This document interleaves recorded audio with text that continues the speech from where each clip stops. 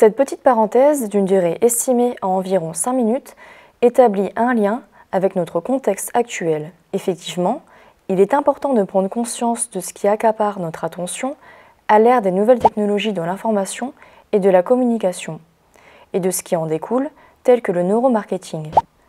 Ce dernier recourt aux travaux scientifiques liés à la psychologie et à celle des neurosciences, c'est-à-dire l'étude de notre cerveau, afin de comprendre et anticiper nos comportements.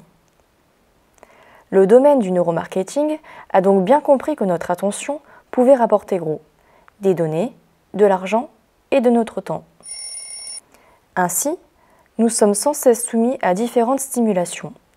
Y répondre peut procurer un sentiment de bien-être et de gratification immédiat. C'est ce que l'on appelle les circuits de la récompense. Ces derniers sont soutenus par la libération de la dopamine, l'hormone du plaisir.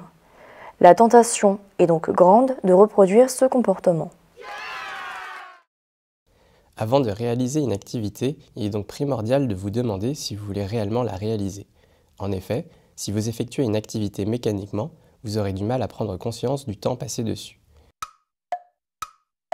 Par exemple, vous êtes en train de travailler et vous recevez soudainement une notification sur votre portable.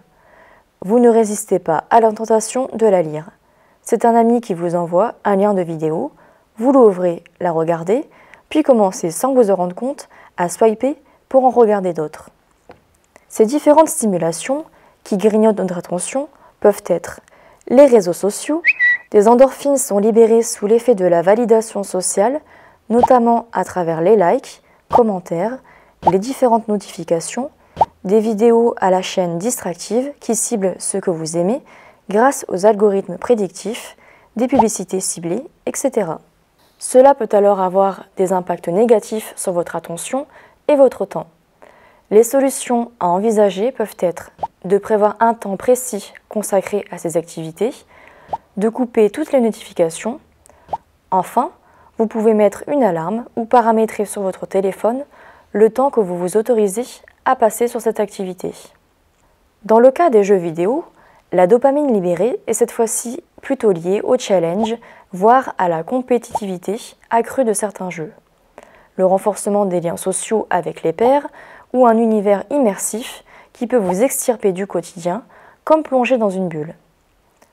Enfin, Netflix ou autres plateformes de films et séries à suspense interminable peuvent aussi vous prendre beaucoup de votre attention et de votre temps.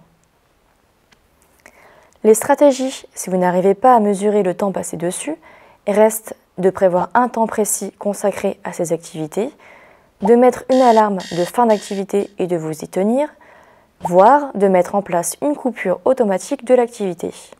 Dans tous les cas, une stratégie supplémentaire serait d'utiliser les distractions, jeux vidéo, réseaux sociaux, séries télé, comme récompense pour un travail effectué.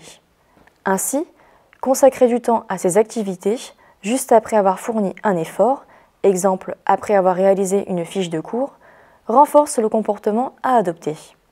Vous pouvez approfondir le sujet des circuits de la récompense liés à la dopamine en scannant le QR code du haut.